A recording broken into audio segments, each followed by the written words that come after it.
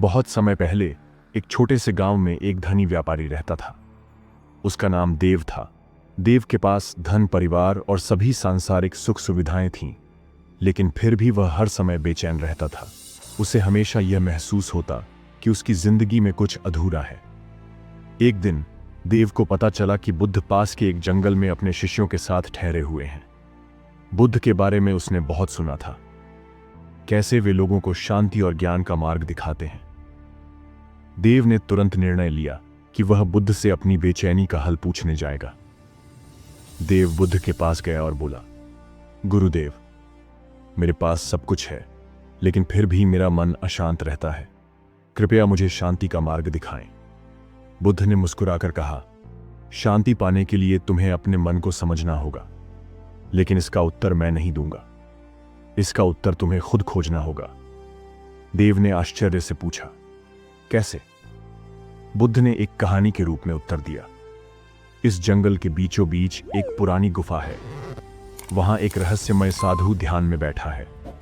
वह हर प्रश्न का उत्तर देता है, लेकिन केवल उन्हीं को जो पूरी तरह तैयार हैं। यदि तुम सच में उत्तर पाना चाहते हो तो गुफा तक जाओ। देव के मन में डर और जिज्ञासा एक साथ जाग उठी। उसने बुद्ध का धन्यवाद किया और गुफा की ओर चल पड़ा। गुफा तक पहुंचने का रास्ता कठिन था। देव को घने जंगलों से होकर गुजरना पड़ा। रास्ते में उसे कई विचित्र अनुभव हुए। एक बार उसने देखा कि एक हिरण शेर के पास बिना डर के खड़ा है। वह यह सोचकर हैरान हुआ कि प्रकृति में भी शांति संभव है। कुछ देर बाद उसे एक बूढ़ा साधु मिला, जिसने देव को रोककर कहा, गुफा में जाना आसान है, लेकिन वहां से वापस आना हर किसी के लिए संभव नहीं। क्या तुम तैयार हो? देव ने दृढ़ता से उत्तर दिया, हां, मैं तैयार हूं। देव जब गुफा तक पहुंचा तो उसने देखा कि गुफा के द्वार पर एक शिला पर लिखा था, जो यहां आएगा उसे अपने सबसे बड़े भय का सामना करना होगा। देव ने गहरी सांस ली और गुफा के भीतर प्रवेश किया। अंदर का अंधेरा ऐसा था कि उसे अपनी परछाई तक नहीं दिख रही थी। जैसे ही वह आगे बढ़ा, उसे ऐसा महसूस हुआ कि गुफा के अंदर एक अजीब सी ऊर्जा है। कुछ देर बाद देव ने गुफा के अंत में एक साधु को ध्यानमग्न अवस्था में देखा। वह साधु बिल्कुल शांत और स्थिर था, जैसे किसी गहरे ध्यान में लीन हो। देव ने साहस करके पूछा, गुरुदेव, मुझे शांति चाहिए। मेरा मन अशांत है। कृपया मुझे इसका उपाय बताइए। साधु ने आंखें खोलीं और कहा, शांति पाने के लिए तुम्हें खुद से 3 सवाल पूछने होंगे, लेकिन याद रखना, इन सवालों के जवाब तुम्हारे भीतर ही हैं। देव ने जिज्ञासा से पूछा, वो सवाल क्या है? साधु ने कहा, पहला सवाल, तुम्हें क्या सच में चाहिए? दूसरा सवाल, तुम्हारा सबसे बड़ा भय क्या है? तीसरा और अंतिम सवाल, तुम्हारी असली पहचान क्या है? देव ने साधु के बताए सवालों पर विचार करना शुरू किया। उसने सबसे पहले खुद से पूछा, मुझे सच में क्या चाहिए? पहले उसे लगा कि उसे धन चाहिए, लेकिन फिर उसने महसूस किया कि धन तो उसके पास पहले से है। धीरे धीरे उसे एहसास हुआ कि उसे सच्ची शांति और अपने जीवन का उद्देश्य चाहिए। फिर उसने खुद से दूसरा सवाल पूछा, मेरा सबसे बड़ा भय क्या है? गुफा में अंधकार के बीच उसके मन में सारे डर जाग उठे। धन खोने का डर, परिवार की चिंता, असफलता का भय। लेकिन फिर उसने देखा कि ये सारे डर केवल उसके मन की कल्पनाएं हैं। उसने समझा कि डर का कोई वास्तविक अस्तित्व नहीं है। आखिर में उसने तीसरा सवाल पूछा, मेरी असली पहचान क्या है?